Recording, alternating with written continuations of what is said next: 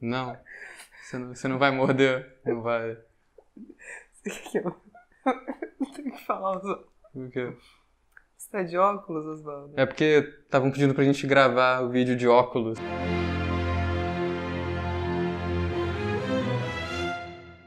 Olá pessoal, bem-vindos à Trecheira Violenta. Eu sou Osvaldo, essa é a Karina.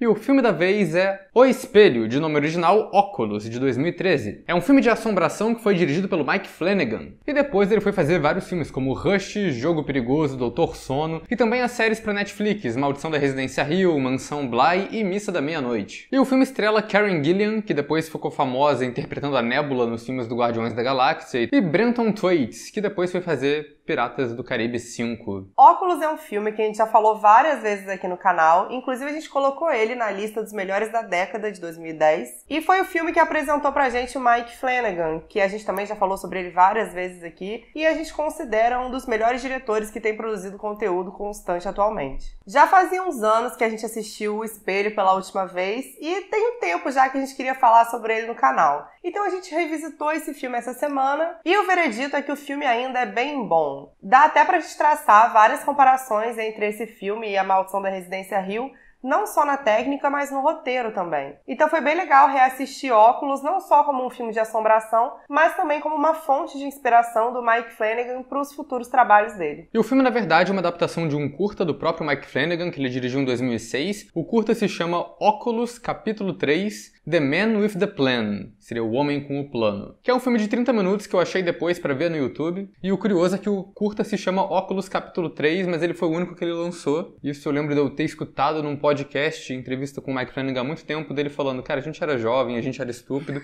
então a gente quis lançar o capítulo 3 primeiro pra lançar a hype, pra depois a gente lançar o capítulo 1. Nunca fizeram. O jovem é terrível.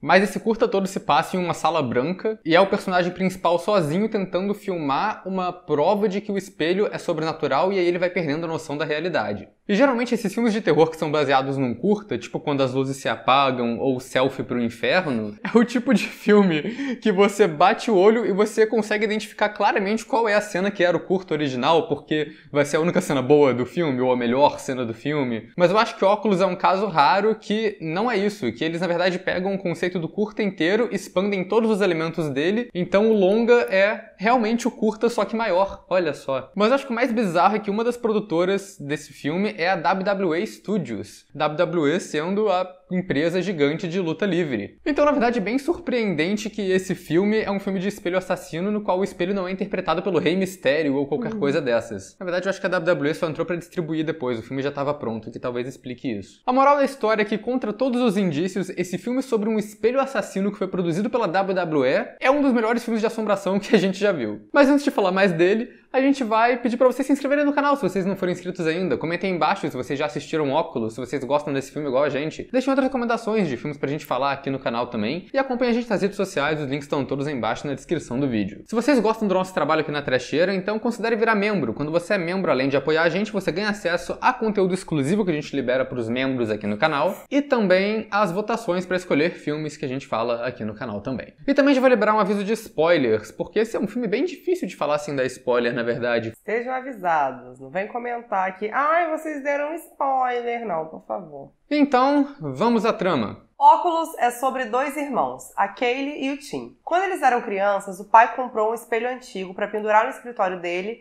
e, pelo que parece, esse espelho é um tipo de entidade sobrenatural, uma presença maligna ali que consegue manipular as pessoas, criando ilusões, mudando a percepção e fazendo elas perderem a noção da realidade. Os pais deles, eventualmente, morrem por influência do espelho e anos depois os irmãos se reencontram, depois do Tim sair de uma instituição psiquiátrica na qual ele estava em tratamento desde o acontecimento. Aquele conseguiu levar o espelho para a casa antiga deles e preparou todo um experimento para ela gravar as provas de que ele é sobrenatural e depois destruí-lo. Mas claro que o plano não dá tão certo quanto ela acha, porque o espelho não vai se deixar ser destruído tão fácil. Então os dois irmãos começam também a cair na maldição do espelho e vão sendo levados nas ilusões até não saber mais o que é real e o que não é. Eu acho que o grande trunfo do Mike Flanagan, isso tanto nos filmes quanto nas séries dele, é como ele consegue construir bem bem os personagens. A primeira metade do filme inteira é sobre os personagens e sobre essa discussão do real contra o sobrenatural. Os dois irmãos estão tentando relembrar o que aconteceu na casa, e eu acho legal que os dois lados têm argumentos bons ali. A Kaylee fala do comportamento esquisito dos pais deles, da mulher que eles viram no escritório que era um espírito,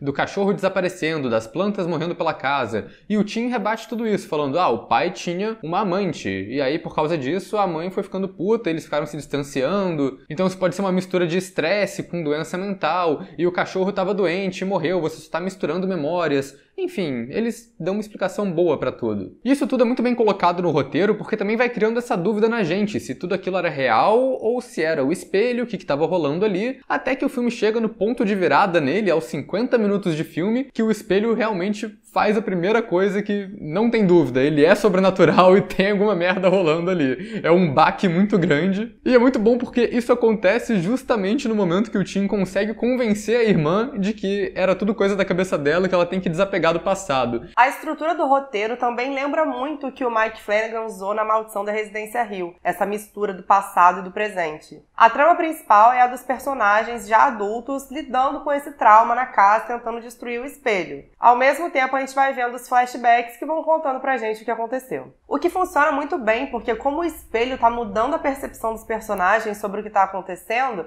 é como se eles estivessem vendo esses flashbacks também. Principalmente o Tim, que tá ali lembrando toda a parte sobrenatural que ele de alguma forma bloqueou na cabeça dele por conta de todo o tratamento que ele fez ao longo desses anos. Mas vários elementos que eles usam para contar essa história lembram a Maldição da Residência Hill. As transições entre o passado e o presente acontecem de uma forma bem fluida e às vezes de uma forma mais surreal, com personagens que estão em linhas do tempo diferentes passando pelos mesmos lugares. Mas até o jeito que é escrito, porque a gente sabe que aconteceu um evento no passado que foi muito traumático, em que os pais deles morreram, e aí a gente vai descobrindo algumas coisas ao longo da trama, até que no final a gente vê, de fato, toda a cena que aconteceu. E todo mundo tá atuando muito bem nesse filme. Os pais mandam bem, já que eles estão fazendo esse comportamento alterado pelo espelho, ficando cada vez mais bizarro ao longo da trama. Chega no final do filme, os dois estão surtando bastante já. Eu acho, pra mim, a melhor parte é quando o pai chama a mãe de vaca grotesca.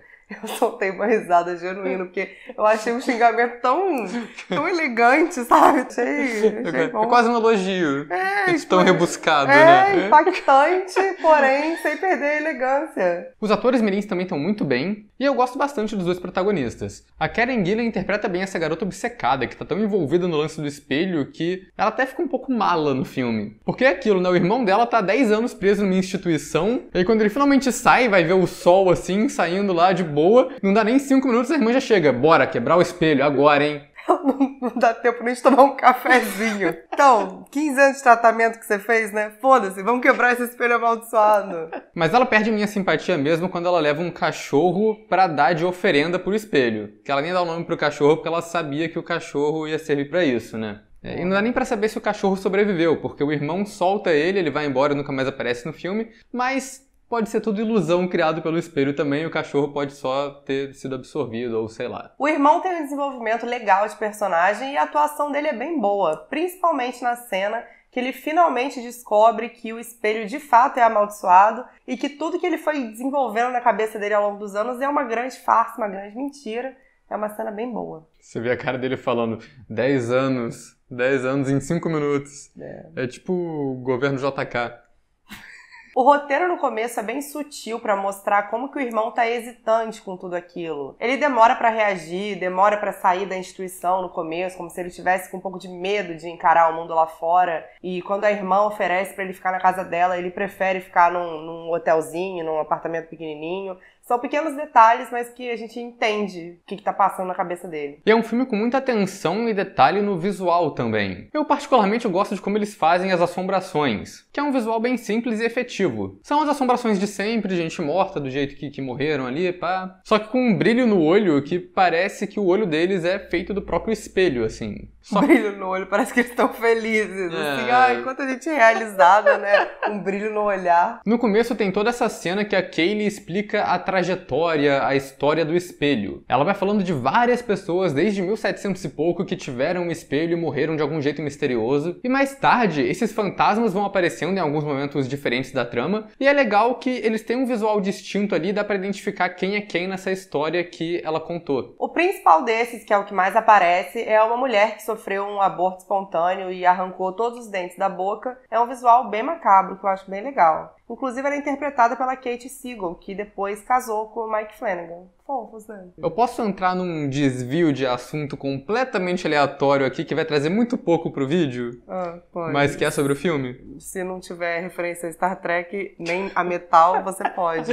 Então, aparece esses monte de fantasma no final, né? Uma das fantasmas que aparece na frente, que chama bastante atenção, é uma fantasma que é toda queimada. E aí eu parei, cara, eu acho que não falam dessa fantasma no começo do filme. E aí eu voltei no discurso da Karen Gillan falando sobre a história do espelho, e ela fala do Lorde, que foi a primeira pessoa registrada a ter o espelho, e que ele foi encontrado morto na lareira, queimado pra caramba. Eu vi isso e pensei, será que tinha mais coisa no roteiro, e eles, acharam que tava demorando muito o diálogo expositivo, e enxugaram, misturaram alguns fantasmas, só que isso foi na edição, e aí o visual dos fantasmas no final já tava pronto? E aí eu fiz o que qualquer pessoa normal faria. Eu encontrei o roteiro. Encontrei o roteiro de óculos na internet e eu confirmei que era isso mesmo. Eles enxugaram, juntaram os dois personagens em um, mas a cena dos fantasmas já devia estar gravada. Que vacilo, podiam ter deixado. Não, 27 fantasmas tá muito. Bota 26 só que fica melhor. E Óculos é um filme bem tenso, mas ele não tem muito efeito evidente. Tem esses fantasmas que têm os ferimentos mais elaborados, mas eles mal aparecem no filme. O foco mesmo são as cenas grotescas de body horror, que é pra dar nervoso mesmo, que é o pai arrancando a própria unha, a mãe comendo um pedaço de prato de cerâmica e rasgando a boca inteira, quebrando os dentes, um negócio horroroso. Eu gosto como a fotografia desse filme vai mudando, é bem variada, porque ele vai ficando mais sombrio, o espelho manipula a luz da casa pro que ele quer causar ali no momento. Então ele quer intimidar os personagens, a luz cai, mas aí a protagonista tá preparada, ela puxa uma nova fonte de luz, mas aí quando o espelho quer que eles voltem pra dentro da casa, ele acende a luz, deixa tudo bonitinho de novo. E tem vários truques também na direção que ajudam a criar esse clima surreal que tem no filme. Os personagens estão ali confusos, vendo várias ilusões, e o filme coloca a gente no lugar deles. Então, às vezes o protagonista tá em um lugar fora da casa, quando ele levanta ele tá dentro da casa, ele nunca tinha saído. Ou as cenas que mostram que eles estão fazendo coisas diferentes do que a gravação ao vivo nos monitores está mostrando que eles estão fazendo. E outra coisa ótima da edição também é como o Mike Flanagan evita os sustos óbvios. Até tem alguns jumpscares, mas eles são bem integrados na trama e não são só um barulho alto da trilha sonora quando qualquer coisa acontece. O filme tem o de sempre, tem uma sequência de sonho no começo, tem aquela cena clássica que alguém chega com a mão no ombro da protagonista, mas a construção de tensão é tão bem feita que você consegue aproveitar melhor essas cenas clichês. E é legal que o filme não apela tanto para as assombrações assim. Eles até aparecem, mas a maior parte do tempo é só o espelho jogando uns jogos mentais com os protagonistas. O que já conseguem que o filme seja diferente desses filmes de objeto amaldiçoado que tem por aí, que ou é uma boneca ou aplicativo de celular, mas acaba que no final sempre descamba pra criatura maligna, bocarra demoníaca, que seja. Acho que essa é a diferença do Óculos. Geralmente nesses filmes é o objeto amaldiçoado, mas o que tá por trás é um demônio genérico. Nesse filme são assombrações, mas o que tá por trás é o espelho, o objeto amaldiçoado. E a direção do Mike Flanagan, como sempre, tem muita coisa técnica legal ali. Eu gosto que tem muitos planos que são filmados pelo reflexo do espelho, mostra a influência do espelho ali na casa o tempo todo. E a apresentação da família no flashback é feita com um plano sequência que a câmera vai passando pela casa acompanhando as crianças brincando, a mãe ocupada com a mudança, o pai montando o escritório e por fim o espelho chegando ali como se ele fosse um membro da família também sendo apresentado. Pra mim esse filme tem várias cenas memoráveis, mas a que eu mais lembro é a cena que o espelho faz a protagonista achar que ela mordeu uma lâmpada ao invés da maçã. E aí começa a tirar caco de vidro da boca, que saindo sangue, um negócio horrível. Mas aí ela percebe que na verdade ela só mordeu a maçã mesmo, era tudo ilusão o tempo todo. Tem a cena da mãe sendo mudada pelo espelho também, que é uma cena bem tensa, que ela tá encarando o espelho e aí mistura o movimento da câmera com o zoom, as expressões da atriz e até a iluminação, que é diferente dela e do reflexo, que tudo configura ali para um momento bem esquisito, bem tenso. E o grande vilão do filme, o espelho conhecido como Laser Glass, ou espelho láser, também merece destaque. Como a gente já falou, a protagonista conta bastante a história dele e todos esses eventos macabros que ele protagonizou, mas ainda assim a gente não sabe de onde ele veio, porque até onde ela conseguiu chegar também é um cara que comprou o espelho de outra pessoa. E a gente não sabe, pode ser uma coisa alienígena, pode ser só um objeto ancião que está há milênios amaldiçoando pessoas na Terra. E todo esse mistério é parte do que faz esse objeto macabro funcionar também. E eu acho legal que ele não é invencível. Ele foi ferido no passado com a bala que o menino usa pra matar o próprio pai que ricocheteou no espelho. Então isso já dá uma motivação legal pros personagens, eles saberem que dá pra quebrar o espelho de alguma maneira. Eu gosto bastante do visual dele. É um espelho antigo com essa moldura preta toda elaborada, dá um visual macabro, meio Lovecraftiano até pra ele. E acho que o Mike Flanagan gosta bastante do visual do espelho também, porque, isso é uma curiosidade legal, ele colocou o espelho em quase todos os filmes e séries que ele dirigiu depois como parte do cenário. E o espelho tem as regras dele, mas o legal é que elas não são necessariamente corretas, porque tudo que a protagonista explica são coisas que ela tá supondo ali, com base no que ela pesquisou e no que ela acha que funciona. A coisa mais bizarra pra mim é que ela sabe que o espelho tem todo esse poder sobrenatural que já matou uma cacetada de gente e ela deixa ele descoberto o tempo todo. Aliás, muito me surpreende que ninguém tentou quebrar o espelho com um paninho por cima. Meu irmão, bota aquele paninho ali, taca o espelho do 20º andar do prédio, será que não rola? A gente não sabe se ia funcionar, mas também ninguém tentou, né? Às vezes o espelho só funciona se você estiver olhando pra ele. O curta, na verdade, ele aborda isso de um jeito legal. O personagem tenta fazer isso, ele tenta deixar o espelho tampado e destampar em intervalos de tempo, mas chega a um ponto do curta que ele não sabe mais se o espelho tá tampado ou não, se é ilusão ou não. Mas isso é engraçado também, porque no começo do filme tem a cena que ela tá levando o espelho junto com o irmão pra dentro da casa pra pendurar na parede, o espelho todo embalado lá, bonitinho. E eles têm um diálogo do tipo, o irmão vira, nossa, se eu não tivesse vindo aqui te ajudar, como é que você ia trazer esse espelho pra cá? Ela fala, não sei. Aí eu fiquei imaginando a cena, ela tentando carregar o espelho sozinha, aí não aguenta o espelho, ele cai no chão e quebra. E isso ia ser uma parada tão banal, tão estúpida, que acho que nem o espelho ia conseguir prever. Só ia dar tempo dele virar e falar, ah, merda, e cair no chão, tá ligado? Mas uma das maiores reclamações que eu vi desse filme na internet é isso, é a motivação da personagem. É o famoso, por que ela só não quebra essa merda logo no começo do filme? Por que ela quer fazer todo esse experimento, gravar isso tudo? Mas aí eu vou defender o filme. Porque não é só ela querendo quebrar o espelho. Ela quer mostrar que ela não é maluca, que o irmão não é maluco. Ela queria provar que a família dela não era um caos completo. Por isso que ela fez esse show todo. Eu acho que isso é ok, mas pra mim o mais convincente é só que ela tá obcecada pelo espelho mesmo, porque eu acho que a Karen Gillan deixa transparecer bastante isso na atuação dela, tipo, como ela pensou naquilo, tipo, todos esses 10 anos é uma coisa que ela tem que fazer, sabe? Toda essa ideia do experimento é legal porque, além de criar atenção, serve pra ela fazer vários diálogos expositivos de uma forma mais natural. Porque, né, já que ela tá gravando um vídeo, ela explica todo o histórico do espelho, os efeitos dele e também tudo que ela preparou ali, os alarmes e o fato do namorado dela ligar pra ela toda hora. Aliás, a gente não falou do namorado da gata ainda, né? Ela, na verdade, é noiva dele e ele é o dono da casa de leilões que conseguiu comprar e revender o espelho. E ele é o famoso tá no filme pra morrer, porque na metade do filme a protagonista mata ele achando que ele é uma assombração. Mas até isso é ambíguo, porque enquanto o cara tá morto, ela recebe uma ligação do próprio cara. Então a gente não sabe qual das duas versões é verdadeira, se foi tudo uma ilusão do espelho ou se ela de fato matou o cara. A última coisa que dá pra gente comentar sobre ele é que tem um momento que o espelho mostra uma versão dele do multiverso macabro e ele tá igualzinho o namorado do Meu Namorado é um Zumbi. É só isso mesmo. Mas aí a protagonista coloca várias medidas de segurança na casa dela, coloca todas essas plantas ao longo da casa, já que as plantas morrem quando estão na área de atuação do espelho. Aí ela quer testar até onde o espelho alcança com essa maldição dele. São os planos inteligentes que ela coloca em prática ali, mas ao mesmo tempo, todas essas coisas que ela organizou ali para lutar contra o espelho podem ser manipuladas pelo próprio espelho. Então ele mesmo pode estar mudando quais plantas ele quer afetar, quais eles não quer para poder confundir os personagens. Ou essa coisa de que ela coloca as câmeras gravando porque o espelho não pode corromper a gravação, o que é verdade. Mas como ele corrompe a percepção dos personagens, nem sempre o que eles estão vendo na gravação é o que está passando na gravação de verdade. Então, assim, não adianta muita coisa. Até o plano principal dela, que é aquela âncora do teto cair se o timer não for acionado, é um plano bem falho se a gente parar pra pensar. Porque a ideia é que se ela estiver sob o efeito do espelho, ela não vai acionar o timer e aí a âncora vai descer. Mas na prática o plano é uma merda, porque se o espelho controla ela, o espelho pode facilmente burlar esse rolê todo e posicioná-la de frente para ele para ela receber a porrada da âncora e não o espelho.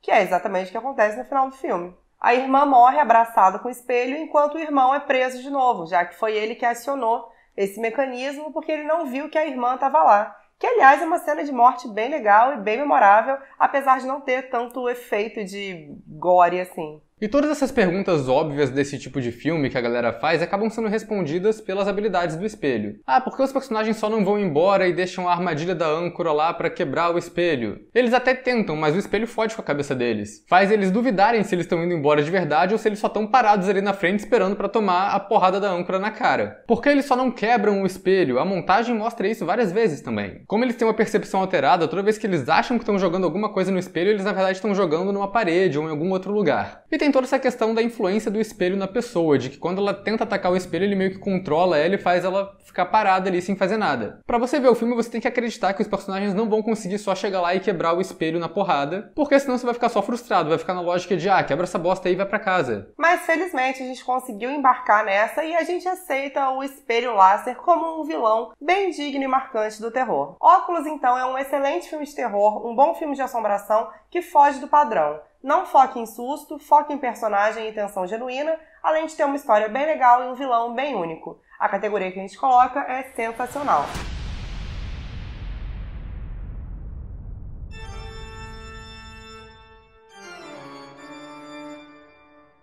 Esse era um ótimo vídeo pra gente fazer presepada e, sei lá, tipo, inverter a ordem dos posters ou sentar e trocar de lugar. Faz ele espelhado. Acho que vai ficar engraçado. Mas quando a gente fica espelhado, a gente fica horrível. Fala por você. Eu fico mais bonita espelhada do que na vida real. Infelizmente. Eu falei isso como se fosse uma vantagem, quando na verdade não é.